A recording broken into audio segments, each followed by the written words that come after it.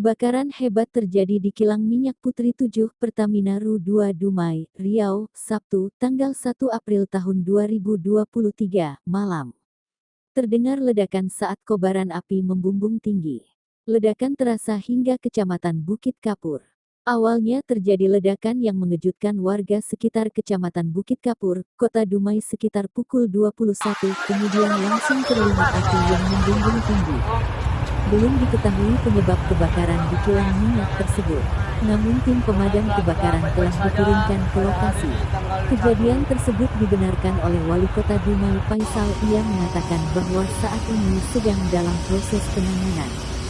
Belum ada keterangan resmi dari pihak Pertamina, namun berita tentang kebakaran ini sudah menyebar luas melalui media sosial.